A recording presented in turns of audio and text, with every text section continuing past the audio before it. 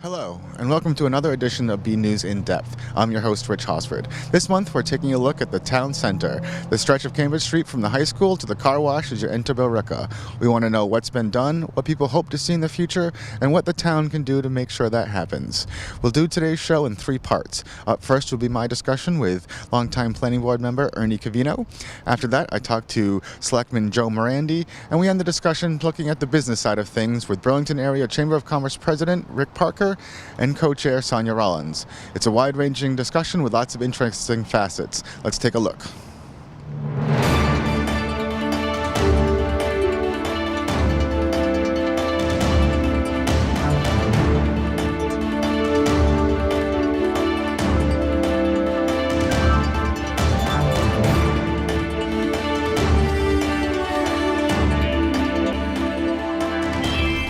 All right, welcome back. I'm now joined by longtime planning board member Ernie Cavino. Ernie, thanks for joining me.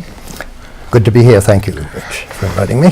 So I know that the town center has been something that you've been looking at for a long time now. Talk about just some of the history of thinking that has gone in about what should or could be done in that area. Well, originally it kind of morphed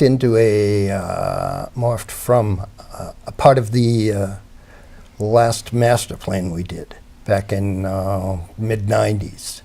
And at that time, there was a lot of discussion about what should be done about Route 3A Cambridge Street. It is under the state's control at the moment. The state owns it. And was then also whether to, most of the discussion was hinged around the whole of Cambridge Street rather than just the town center, whether to make it 3 lanes or 4 lanes or 2 lanes with a turning lane in the middle. And that discussion went on for a long, long time. That was probably one of the biggest issues with the last master plan. So as it turned out, the selectmen decided to, well, if this is that big an issue, they set up a 3A committee, it was called. And that kind of morphed into the town center committee because a lot of the discussion started to be around how can we revitalize the downtown area, and what should we do here, what should we do there, and what the boundaries of it should be, and that kind of thing. So we finally came up with the town center overlay district, which is basically divided into 2 parts: the government part and the commercial part. And it kind of runs from the high school driveway down to just before the car wash, I think it is. Yeah, I think that's the perimeters that I've heard too. Yeah, right. And east and west, just a little bit on the east into the a residential district. There's a few houses that are in it, and on the left, it kind of juts out into Terry Avenue. So kind of keeping a focus, I guess, in the area between the former Building 19 and and maybe LaCoche's or whatever. Right. I know there's been a lot of people who want to make it a little bit more walkable, kind of give it more of a downtown feel. What are some of the goals that if you had if you could just wave a magic wand, what would you want to see down there? I think we'd like to see continuous and wider sidewalks along Cambridge Street. There are sidewalks there now. When a business or a developer comes in and wants to do something with the property that abuts Cambridge Street, he automatically is requested to put in a sidewalk. But still, people that live in that area and walk along that sidewalk are a little concerned about the traffic there. They don't feel as safe on the sidewalk as they could. So, ideally, it would be the street, then a green strip of grass with some trees, and then sidewalk, so that people would feel safer. You asked me for my magic wand, right? And the other thing would obviously be, well, not obviously, but we think that if the buildings were moved close to the sidewalk, it would automatically make the traffic slow down a little bit, make people feel safer with the parking in the back. We could definitely use some more family-friendly restaurants there. Yeah, I know there's been a push for that. We can jump around to that, Sure. So one of the things that, has been an action that was taken, I think, about 2 years ago was, additional liquor licenses, site-specific to that area. Right, right. Do you think that'll help kind of make it a little bit more of a, inspire new businesses, maybe smaller family-owned businesses, or? Well, that was the intention behind asking the state for the specific, geographic specific liquor licenses, and I hope it's going to happen. I don't know if the lease costs are prohibitive. We were looking to attract, as you say, the small family-oriented restaurants. I would hope it would happen. I mean, that's the excuse that we were given, or that's the reason we were given. That when we asked some people, well, why don't you open here instead of there, or the Fish House is probably a good example. The restaurant used to be there. There's an Indian restaurant there right now, I think, right by the end of Murray Plaza. Yeah. Okay. Okay, and I think they had a beer and wine license or something, and I'm not exactly sure what happened. I know they changed ownership, and then it didn't seem to exist anymore. Whether that was due to economics or something else, I'm not sure. But that's the kind of restaurant I think we're looking to get back in there, a place where you don't have to go over to Third Avenue. All the Third Avenue is nice, and all the restaurants here are great, but. But they're also a little bit more expensive, especially for a family. Oh yes, yeah. My wife and I were talking, and we moved into the town in 1974. When we moved into town, there was the Esquadrille, a place with the railroad cars. I forget what the heck it was called. Chili's, which was Howard Johnson's, and maybe one or two other restaurants. That was it. Oh wow. Now the choice is to the point where it's difficult to make. Yeah, exactly. A lot of options. Yeah. What do you think? What do you see as like the planning board's role in trying to help shape, moving forward, any part of town, but that one specifically, and what sort of tools are at your disposal? Well, the overlay was one of the tools, and we did that. Whether it may need some tweaks here and there. I think one of the big things that we could probably do there is somehow or another come up with a separate sign bylaw for that area, because if you've noticed, a lot of the merchants feel that they're not really, they don't have enough exposure, so they put the sandwich board signs along the sidewalk. Yeah. And those don't conform with the current zoning bylaws. So whether it is a monument sign that at the beginning of certain parcels, like the Murray parcel across the street where the auto parts place is, that lists everybody in that plaza, so they'd have some more exposure. I think that would help them. I know that we've talked to some of the landowners down there, and I'm not sure what else we can do. We try to incentivize. They've been given more density, a mixed-use situation, so they can mix the housing with retail and office buildings. To ask them when they take the building down to move it closer to the sidewalk and put the parking in back. I know that some of the landowners there that I've talked to, anyways, have said, I'm really not having any trouble here. I have full occupancy, or I have the occupancy I need. And if I took the buildings down, these people would have to go someplace else. And when they came back, since I'd spent some money, I'd have to charge them more rent. So you probably wouldn't get what you're looking for. You wouldn't get the business that would cater to a lower price. For instance, restaurant is what. Right, because it would be cost prohibitive at that point. Right. So as it goes along, I think we try to address what the business owners did. I mean, the overlay process was probably a couple of years long, if I remember correctly, and it was passed by town meeting in 2006. And then there was an attempt to actually overturn town meeting's action with a referendum vote. because some people didn't feel that it was catering to their needs. The referendum failed, so the zoning bylaws stayed. Okay. What were some of the concerns that were raised? Housing was one of the concerns, I think. The overlay states that no more than 25% of the square footprint area of buildings in the town can be, in the town center rather, can be multifamily.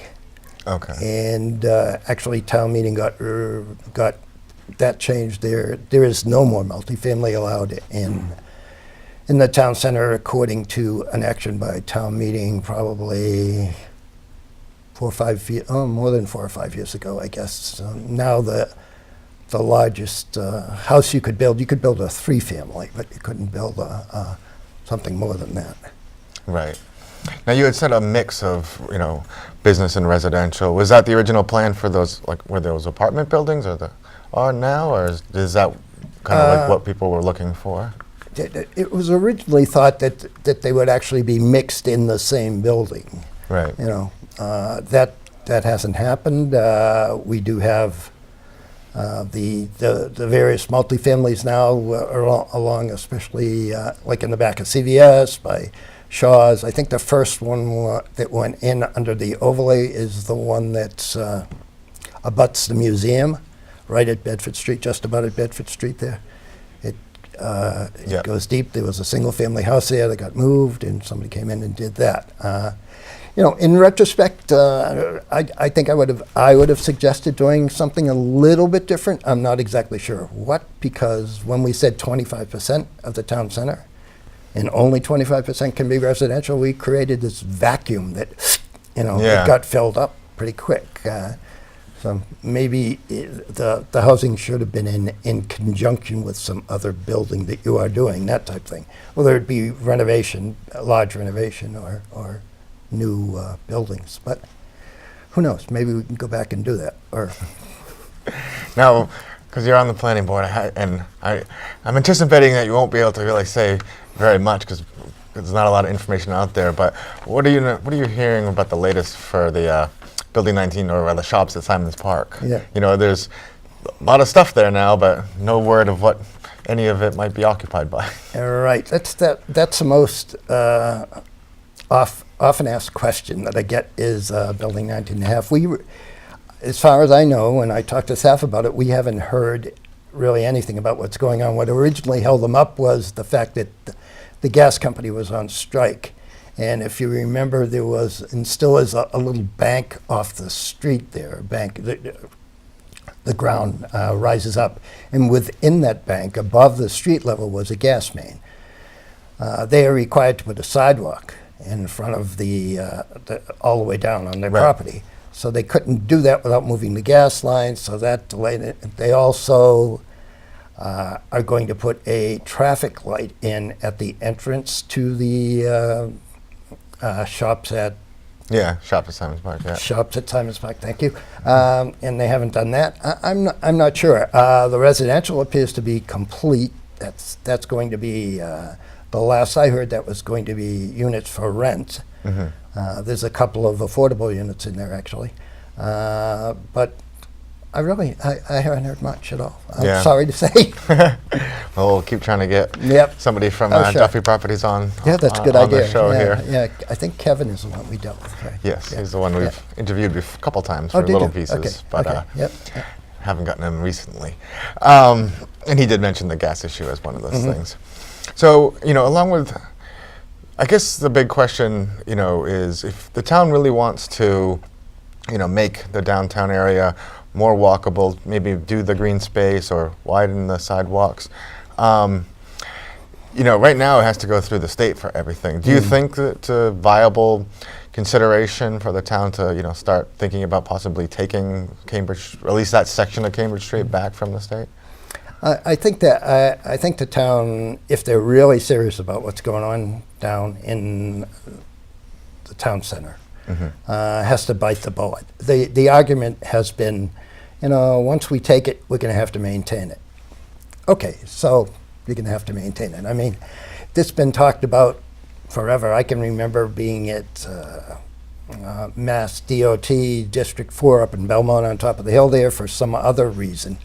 And actually it was just after we did the Sun Microsystems thing. And that town, and we got talking to them about Cambridge Street. And at that time, they had said, well, tell us what you want us to repair or fix or bring up to standards, and then we'll sell it to you for $1. But, you know, the argument has always been the maintenance of it afterwards. Right. And yes, I think we should have control over it, although I'm not sure how we're going to figure out how many lanes it should be in which direction. That should be another interesting discussion. It seems like drivers figure out for themselves how many lanes there are in a lot of those, Right. a lot of that stretch. Suddenly it gets 2 lanes and then back to 1. Yeah, I've heard Joe and Pember actually refer to it as 1.5 lanes. Yeah, you know? that came up at town Yeah, meeting yeah. last year, and I still don't know exactly what that means. I'm not sure. So if you have half a car, feel free to pass on the left. I guess last thing, on that topic is, what would taking control of, that section, at least of Cambridge Street, allow the town to do that it can't do now? Well,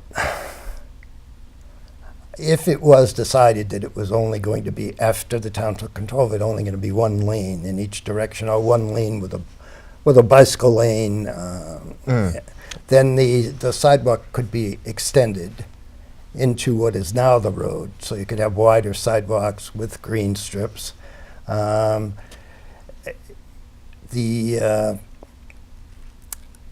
now, it's not possible to do that, and to go to 2 lanes would in some places require land takings, and I'm sure that is not something the town is always shied away from that. Sure. Which is probably reasonable, and we'd be able to, control how the intersections work and whether there'd be a turning lane here or there or that kind of thing. We'd have more control over it, but as I say, it's always been an issue as to how many lanes in each direction. It's been a really sometimes emotional issue, which is a little whatever. Well, yeah, it does. People trying to get home. Yeah. And the argument way back when was if you make it 1 lane in each direction, you'll back up traffic all the way to Arlington coming north and all the way to Billerica Center coming south in the morning. So the mindset back then, and that was before Route 3 got widened, mindset back then was, let's wait and see what happens. Once Route 3 gets widened, maybe it'll move some traffic off. And then let's wait and see what happens when Middlesex Turnpike gets widened. It was the other back, so we can stall as long as we want, but I'm not sure whether you'll see it in my lifetime. But well, it definitely is going to be a long-term incremental thing, I imagine. I'm sure. Well, anyway, I think that was an interesting bit of history and your thoughts, bringing a lot of experience from years of doing this to the issue, and I really appreciate you coming on. I appreciate you having me. Thank you. All right. Thank you very much. Thanks. Thank you to Ernie Covino for sharing his thoughts based on many years of experience with the planning board. We go now to my discussion with Selectman Joe Morandi, who is also a small business owner in town on the town center. We talk about, among other things, the liquor licenses the town received from the state dedicated specifically for this part of town. Let's take a look. And now I'm joined by Board of Selectmen member Joe Morandi, who also is a business owner in town. Joe, thanks for coming on and Thank you for asking. So I just wanted to start off, we're talking about the town center, what could possibly go in there, but I wanted to start off with just kind of getting the framework. We've got a lot of restaurants coming into town the last few years, in the district, 3rd Ave, other, places outside of the center of town. Do you kind of agree with the assessment or the, position that a lot of them are sort of seemingly aimed more at the corporate side rather than residential families? Well, to be honest with you, Rich, I think that the answer to that question, I think a lot of them are more towards the corporate side than the family side. Part of that reason being is because of the district and because of 3rd Ave. They're all new buildings, they're all rebuilt, so the rents are very high in those areas. So it makes it a lot tougher for the mom and pop stores to go into those type of places. Now, last year or the year before, I think sort of blend together a little bit. The Board of Selectmen petitioned the state for 8 new liquor licenses just for the town centers, I call it. The Cambridge Street 3A. What was sort of the thinking behind having liquor licenses specifically for that area? Well, the thinking behind it was if the chance comes that we'd have the opportunity to put in the small restaurants. Along with that, 8 licenses were also limited to seats. We don't want the big chain restaurants coming into the center. Right. We really don't. We want the smaller restaurants coming into the center. So we petitioned, that big word, petitioned the state to get the 8 liquor licenses, and they approved it. So now we have them sitting there waiting for someone to come to us and say, hey, I'd like to open a restaurant down at that empty spot where Shaw's is, or in one of the other buildings that's down there. Right. And the idea, I remember there was talk, that the hope at least would be smaller restaurants, like you said, there's seating limits, but also maybe, ones with price points more for families. Right. Is there anything the town can actually do for that, or is it just kind of hoping that the size limitation and where it is would kind of make more sense that would be the type of place that would open up there? One of the spots right now is it's the 19.5 property that everybody's been talking about for the last year of, that piece of property that they're doing over. There's liquor licenses for that spot because that's considered the center. Now, we really don't have a say as far as the town goes on what they want to rent to.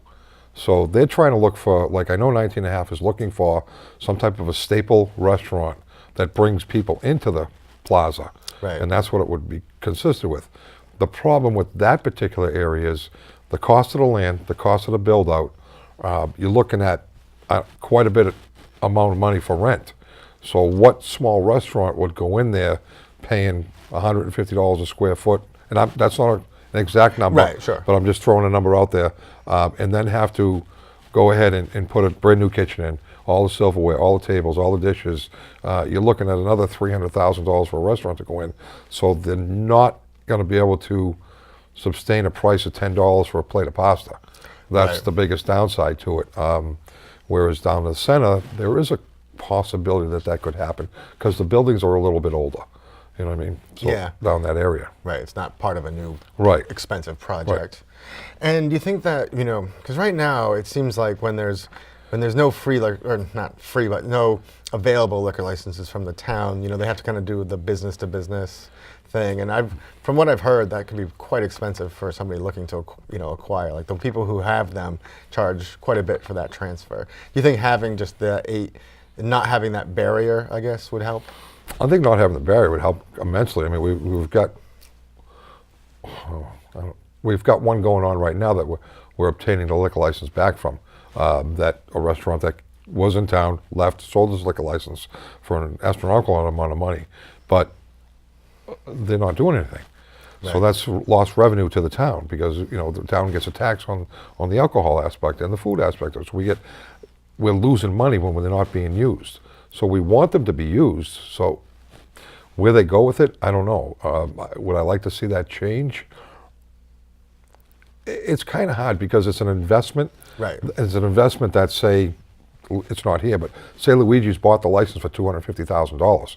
He's kept it for 7 years. Now he wants to sell his building, sell his property, sell his liquor license.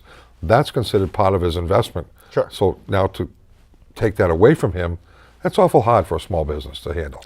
Right. But I think on the other end is if somebody wants to take over that building or another building in town and try to get that license, paying that $250,000 on additional everything else they have to pay for might, limit small businesses or family-owned businesses. It would limit it very, very much because of the cost of things. So having those 8 that the town, doesn't charge for might make it a little bit more feasible for somebody to open up that type of place. The town charges for the liquor license. As far as the town, we do get a cost effective, but it's very minimal compared to what they're paying.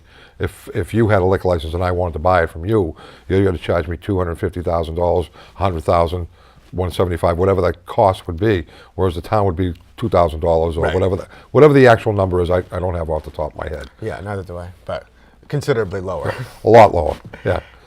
And just sort of having, a vision of that part of town, the things that you'd like to see changed, then maybe as far as like walkability. I know we've been talking a lot about sidewalks in town. You think they could maybe widen them or make different pathways, or like, what do you think, you and what you hear from other people on the board or just people in town, what do you think like the kind of the aspirational goal for that area is? I think that, so as far as the sidewalks go, if you're going down Cambridge Street heading towards Billerica, Yep. the left side of the road, the sidewalk's terrible over there. Yeah. But it's state. We get back into the state again. Yes. So, and the right side's not bad because, the owner of the property there, we could ask him to make the sidewalk a little bit bigger. So, but as far as the road goes, it's a one-lane road. Let's just get that out right away. It's a one-lane road. We all use it as two. I was going to say, I've been down there many times. Yeah, we all use it as 2 lanes, but it is a one-way road. And, well, not one way, 2 ways, but only 1 lane each side. Yeah, 1 lane. I know. So every time something happens, we have to call a state. There's something on that road happens, we have to call a state. There is a follow-up to that. I'll wait and see if you ask the question first. If you don't, then I will get into that side of it, and it will probably be a better answer for what you just asked me than sidewalks and stuff like that. So should the town consider taking that taking that stretch of roadway back from the state? Is that the question you thought I was going to ask? it was one of the questions I thought would come up at this point, and I was like, I don't know how I'm going to answer that one. I know, I'm putting you on the spot a little bit. Yeah, a little there. bit. Yeah, we shut that off for a second. No, it's. There's sides of me that say yes, let's get it back from the state. Then there's sides of me that say no, we don't want it back. I mean, they plow it, they sand it, they salt it, they take care of any potholes that are in there. All that aspect of maintenance, they take care of. If we were to take it back right now, it's still 2 lanes. It's never going to be a 4-lane road. No. It's just not. I mean, you got another project coming up at the end of it over where Lacash's is. Yep. That's going to be a huge. That's going to be a huge fight to get this place in there. We don't really know exactly what they're going to put in there, but the company that is trying to buy this piece of property and do stuff with it, it's a rehab facility, so it's kind of hard. It's not the rehab everyone's thinking about, so slow down for a second there, but it is a rehab. And there's no sidewalks up in there. The bus stop at Lacash's is in pretty bad shape. There's no lighting there. Traffic's going to come every which way possible. But getting back to the center, the only way that we could actually increase the center to make it a better place is if we were to talk to the landowner himself and come up with some type of a deal. There would have to be something involved for him to move his buildings to the front of it, have the parking behind, leave enough space to have outdoor seating, that kind of stuff. Yeah. So it's a long-term kind of project. It's huge term. I mean, huge term. Huge term. I probably will not be on the Board of Selectmen if that was ever come up. We're talking a very long time. Because without getting into a lot of details of how it would work, but I think everybody would understand that if the landowner of that property wanted to move his buildings up front, what kind of tax break we got to give him? Right. He has great buildings there now. Oh, yeah. There's nothing wrong with them. They're all rented. So why would he tear them down to move them forward? No. For what reason? Right. Now it's going to cost effective. Whoever goes into that building, it's going to be a higher rent because it's a newer building. Are we going to give him a tax break? If we don't give him a tax break, why would he do it? Yeah. It doesn't make sense. Right. So, but are there other ways, smaller, more incremental things that you think could happen just to make it a little bit more easy to get around in that area? No. No. It's kind of like I'm trying to think of a good way to say no, but the only way I can say this, no, there's really not. I mean, you can sit here and discuss everything you want, but the bottom line is that Burlington's growing beyond belief. The traffic that goes through Burlington Center every day is incredible, which is, I always say it's good. People say, how can you say it's good? We're sitting in traffic. All that traffic means to me is these people have come from town or they've been in town. They're dropping tax revenue everywhere, whether it's our gas stations, whether it's a restaurant, whether it's a hotel, whatever it is. All this traffic means we're doing pretty good. Yeah. You know what I mean? And there's nothing you can really do. You can't make the roads any wider. Can we take the land from from the landowner himself, no, it's a state road. It's up to Right. them. It's not up to us. So. And it's also just fairness, you know. Yeah, I would never take anybody's land. Yeah, I That's didn't- not something I would be very fond of if it happened to me. So I wouldn't say to someone, hey, by the way, we're going to take your land and we're going to put a restaurant in over there. Right. Yes. It's not central controlled. No, not at all. From the town hall of Burlington. Last thing, I guess, is, since we are sort of talking, the frame of this show is kind of just discussing what people kind of envision or would like to see. We talked a lot about restaurants. Are there other types of businesses you think that would be beneficial in the town if you could just sort of call people up and be like, hey, why don't you come here? There's probably a bunch of businesses that could probably thrive in that area of town if it was set up differently. You could have your small boutiques in town, kind of more like a Lexington Center type of thing, where all the parking's behind it and the buildings are up front. But they have boutiques. They have there's no hardware store in town. Yes, That's a huge thing for a lot of people, to put in a hardware store. But when you have the competition of Lowe's and Home Depot and O'Connor's, it's very hard to compete with somebody that's O'Connor's been there, 100 years? Yeah. They've been there a long time. So now you got to open one up in Burlington. Yeah, Burlington residents would go there. You might get a couple from Woburn or maybe from Lexington, but Bedford, Billerica, they're going to go to O'Connor's. They're not going to drive to Burlington and go to our hardware store. So we're talking about, and I'm just saying one store. I'm not saying, so you're talking about putting a hardware store in and then 27,000 residents. How many got to go? You know what I mean? Will it thrive? Will it survive? You don't want to see a business come in and fail. No, we were lucky enough, and I'll bring this up quickly, that 60 years ago, my father opened a business in town, which we all know is, and when he designed his buildings, he wanted the parking back. He wanted the buildings up front. So if you drive by where the barbershop is, you can see that was my father's vision years ago. Right. And it worked out great because now the building's right up front, all the parking's behind it, you never see the parking, and to my father's testament, the front of that building always looks beautiful. That's what I'd like to see in the center, but until we sit down with that landowner and discuss long-term tax break or long-term something, I don't think anything's going to happen. Right. I'd love to see another fish house in town. There's no small place to get a fish sandwich. You got one place in town that has a very, very good fish sandwich. That's Jimmy's up in the plaza there. Yep. They have a great fish sandwich. But other than that, there's no fried clams. There's no, there's none of that stuff. I got to go all the way to Gloucester Just to get some fish and chips.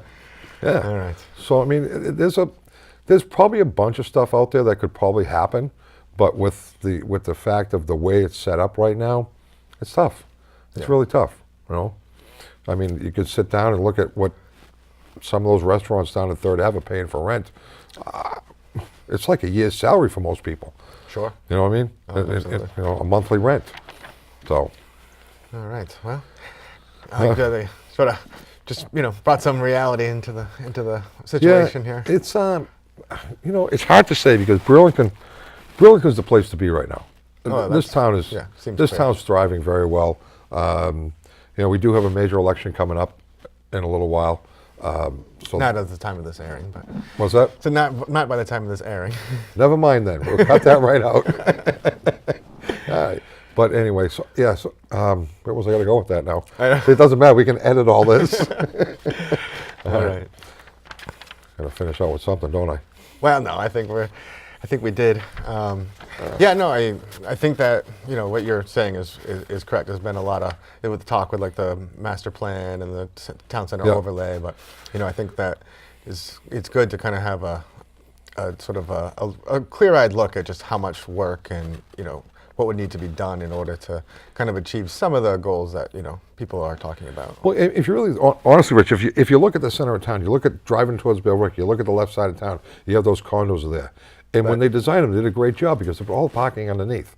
Right. So all you see is a wall, very small wall, beautiful wall, rock wall, and then you see grass and trees and shrubs and bushes and all kinds of flowers in the summertime. They do a great job of keeping that up. If we could transfer it over to the right side of the road, and put in a small tree, a couple benches, a table for restaurants and so forth, it would be gorgeous. Yeah. It would be absolutely beautiful. The second question you have to ask yourself is, do you want to sit there and watch the traffic go by? You know? Well, I guess that's true. That's another question. How many people would actually sit out there? How many people would actually go downtown to have dinner? How many people would thrive on these businesses? We all talk about small business in town. Being a small business owner, it's very, very difficult to be a small business owner in today's world because, you know, between the health insurance you have for your employees, the liability insurance you have, everything you have, cost keeps going up and up, but everyone wants that meal for $10. Right. It's hard. It's very hard. And to keep residents happy, and you have to keep your price point at a certain place, what do? How do you go around all that? You know, I could just knock on wood that I've been fortunate that my business has thrived.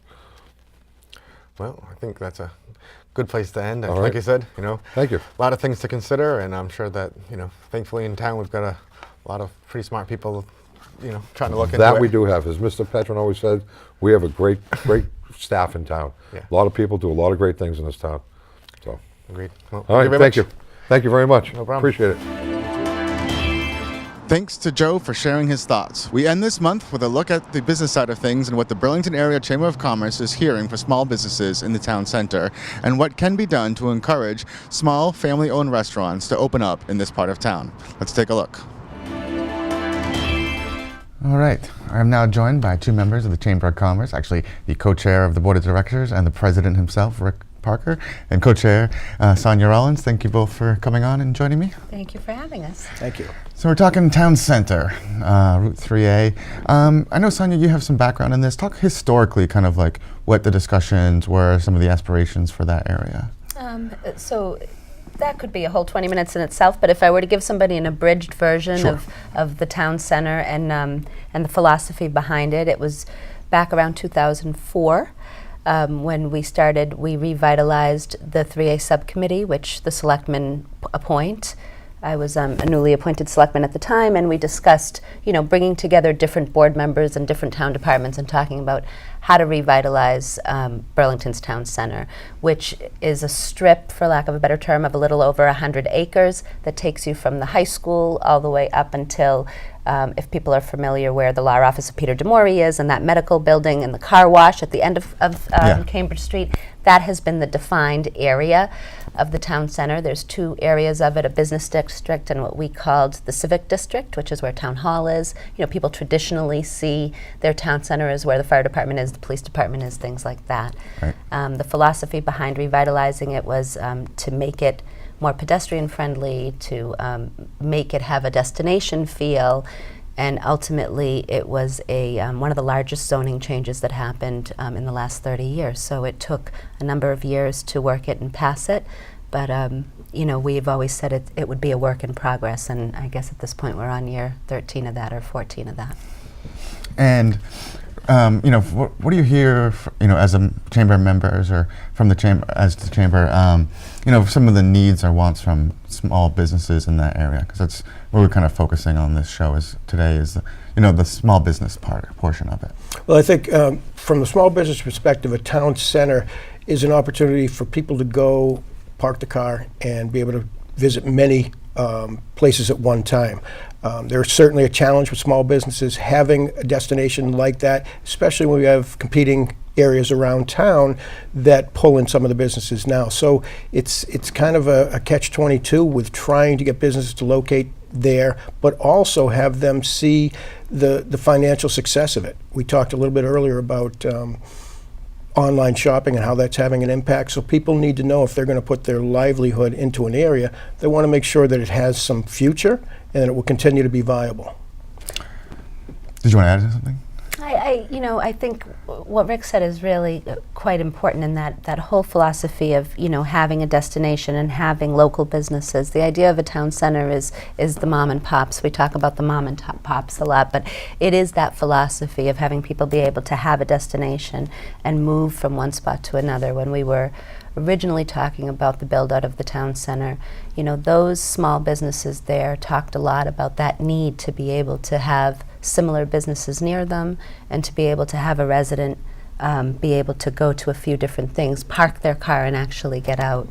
When you look at the Murray Plaza, which is where True North is, Fitness Together is, Schoolhouse Ice Cream is, that area, Pizza Works is there.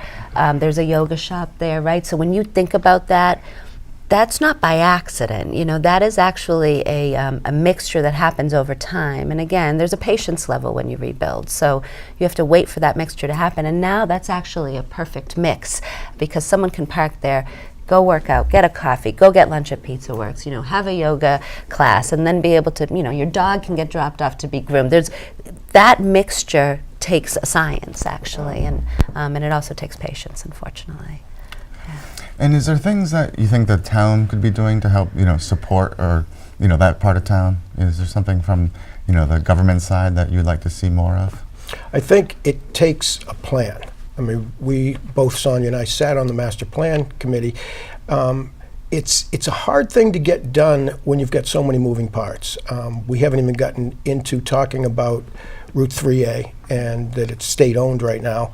But in order to get that vision of what people want to see, there has to be, first of all, there has to be financial viability of the businesses that are going to locate there, to know that they will be supported. So often I hear, especially from people in the town, and I'm a resident here, boy, I'd like to have this or I'd like to have that. You have to run the numbers, and for a business to come into town to say, I can locate in that area, they have to make sure that the patronage is there that will keep it viable.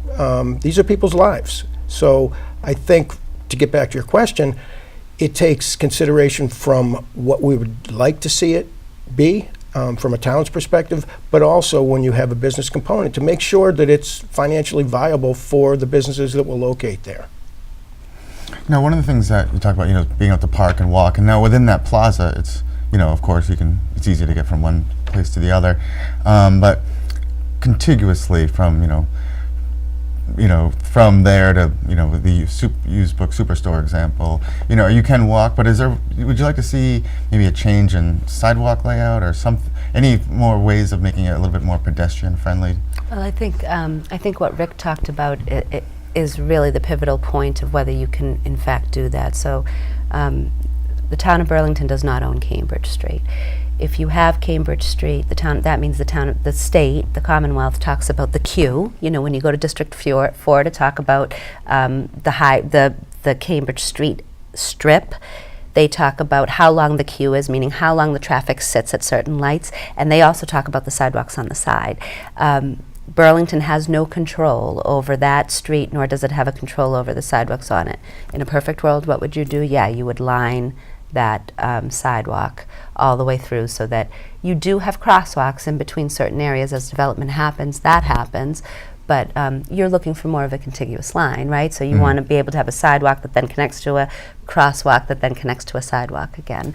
And again, because they're individually owned parcels and because Cambridge Street is owned by the Commonwealth, you know, it is a marriage that takes a lot of work, actually. Could it happen? Sure. It just needs a little bit more work than it's having now. Well, I guess we're going to jump to the big question then. Okay. You know, there's some talk, or some people have kind of floated the idea that, you know, if the town wants to really have its vision in that area of town, that maybe it should seek to take that section of Cambridge Street from the state, which is possible. What are your thoughts on that idea? My thoughts on that idea, and I think I've been relatively vocal about this for the past X amount of years that I've been either involved or talking about the town center. You have to take the roadway over. Yeah. There is no way around that. By the way, the state has no real want to ever keep a roadway. So if a town petitions to take it over, it has to be taken up to speed. It is not an easy task. I am not sitting here saying you could do it in a week, but the only way to really tie in a town center and bring a vision of a center that has sidewalks that are walkable, that are ADA accessible, that have the right lighting that you want, that have that you could put mature trees there and things like that. The only way to actually take it is to take the roadway over. We would not be the first that did that. Arlington took Mass Ave over when they redid their center of town. Lexington took a piece of their Mass Ave over.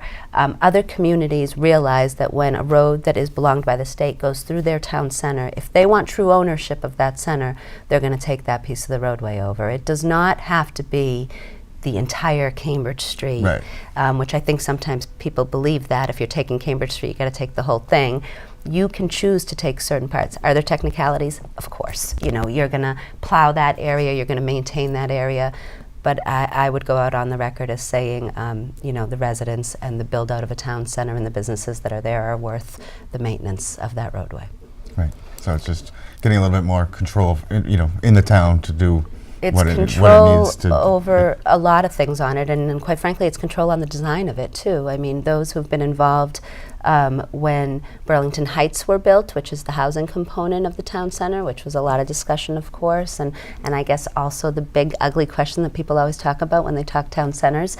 But when we did that housing, putting up the ornamental light at the corner of Skilton Lane and Cambridge Street was a major production. It was not as easy as saying the developer would pay for it and the town wanted it. We then had to get state approval. They had to talk about what that would do to traffic, how it would do it, and then once they agreed to that, then they literally had to agree to it being an ornamental light, because they didn't want an ornamental light. They wanted a regular one. At the time, Jane Hyde was on the planning board, Al Fay was on the planning board, Ernie Covino, who still sits on the planning board. There were people there who, to their credit, held strong on that and asked for the ornamental light and then held it. But it's a big challenge when you have a roadway that is really the main focal point. We can talk about everything that's going on the side, but if you don't address what's going down the middle, that's the major factor. The roadways. I'd like to echo that. I think anytime that you talk about a plan that involves changing things, you need predictability. We live in a great state, but the state has many priorities throughout the Commonwealth, and it's hard to get that attention to a community that's doing well when there's only so much time to go around. I think if we took control of the roadway, we certainly would have more predictability and control within ourselves on what happened. Right now, it takes a lot of time to get things done when you're dealing with curb cuts and intersections and lights. To have control of that, come back to the town so they can have some predictability, which is what everyone looks for when they're trying to decide whether they're going to come into a community. So you actually think that if the town were to be able to sort of control that area, that it would be an additional appealing prospect for incoming businesses? It certainly puts the control back into the town, where they can say, yes, we will put a light there, or we won't. It certainly gives them more control and predictability upon any project that'll be undertaken in that area. It also gives you the moment. I mean, let's just be honest about this. It's not an inexpensive venture, right? So while the state will bring it up to a certain code, it's that level of dedication, not only to the residential base, but to the businesses that are locating there. You're saying, we as a community are investing in this area. We believe, when you see a roadway that looks like a center of town in other communities where their center aren't round. Winchester has the benefit of having a train station and a rotary. You've arrived when you get to Winchester Center. Well, you've arrived when you get to Arlington Center too. But meanwhile, it's a strip, just like we are. So for all the times that people have talked about Cambridge Street as just a straight street and nobody builds centers that way, I beg to differ, because if you go to other towns that you see that roadway being improved, it really is a strip. Lexington Street is Mass Ave.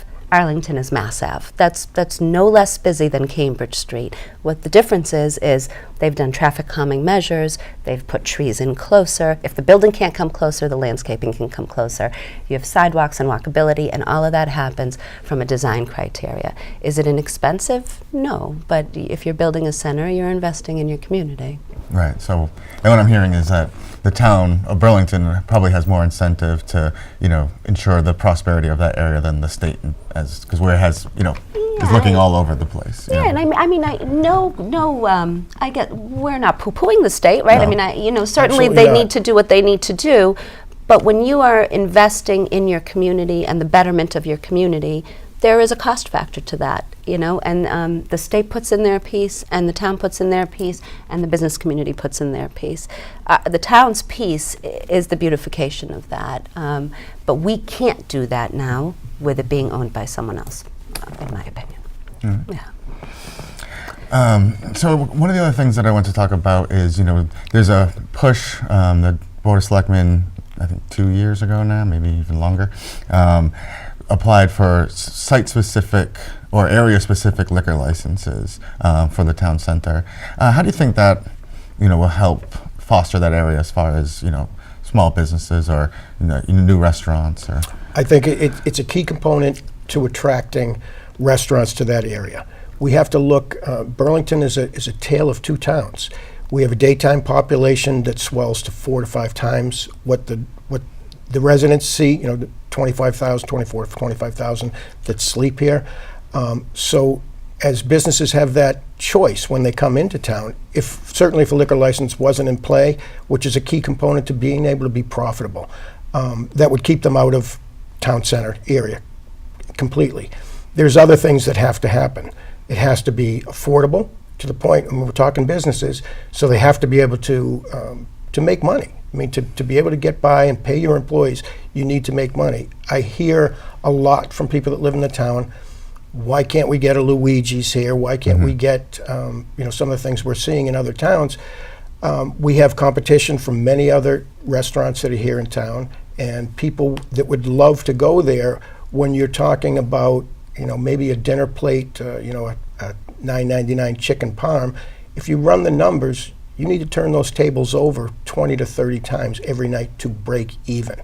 So it's not economically viable at this point if people aren't going to be patronizing it. So there's competition all around. I think that there will be that mix that will come in there. But if you don't build it, they won't come, and they won't come unless there's a reason to come. So I think we're in that catch-22. Certainly we're seeing at the Building 19 site. That's going to open up some of the vision that we saw for the community, but it takes time.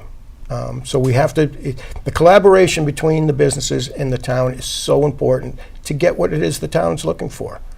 Sonia and I both, we have our residential hat on first and foremost all the time. I mean, we're the ones that live here and we want the best for our community. It just takes collaboration on many efforts, many fronts to get it all done. Yeah, and it takes there's a level of patience. There really is a level of patience when it comes to development in any level, but certainly when you are reestablishing something like the town center, you are basically getting people to build a habit that didn't exist before. If you talk to someone like Paula Salvucci at True North and you ask her what her business looked like 5 years ago and what it looks like now, it's a whole different ballgame. But you have to teach that pattern, and people have to come to rely that it's actually there. So the only message I would really say to people about, the liquor licenses that are there, and people will say, well, don't we have enough in other places? The answer is yes, we have enough, but you don't have enough in that area. Right. And if you don't make them property specific, meaning area specific, then, as Rick said, businesses look to see where they would locate where the most demographic is, right? Where most of the money is happening, or where most of the people are happening. By making them area specific, you're doing two things. You're saying, I'm going to bring this into the local spot. We're going to, the square footage within those areas are smaller, so they will tend to not be some of the larger restaurants. They need more space. And then we're going to build that habit, and we're going to have the liquor licenses there in order to try to bring the pubs or the family restaurants that people are looking for. And then the habit has to build. So if we as residents are saying that's what we want, we as residents then also have to patronize those people. When Right. we see them coming, we got to make sure we're going and saying thank you, and actually having dinner there, and not and kind of weighing it all out so that you make sure you help the locals that are happening in that spot. But if I can add for people, the patience factor is critical, because when we first started the town center, 2004, and the return, you really have to know that means it is multiple years to get it there. So you don't quit on a town center 10 years in. You Right. keep pushing. You don't say, well, we tried that, good try, we're moving on. Because honestly, now you're saying it was for naught, which is not really the thing to do. What you have to do is then look at it, reevaluate, and keep moving it forward. You got to keep moving it forward. I would beg anybody to look at pictures of what Cambridge Street looked like 10 years ago and what it looks like now. It may not be the center that you want yet, but it is 10 times the center that you had then. All right. Yep. Well, I think that might be a good place to end. Okay. Well, thank you very much both for coming in. Thanks, Thank Rich. Rick you. and Thank Sonia, you for having appreciate us. it. Thank you. Take care. You too. So there you have it, a deep look into the Burlington Town Center and what might be coming down in the future. I'd like to thank my guests, Planning Board member Ernie Cavino, Selectman Joe Morandi, and Rick Parker and Sonia Rollins from the Burlington Area Chamber of Commerce. I'd also like to thank all of you for watching. We'll be back with another edition of BNEWS In Depth next month, and we'll see you then.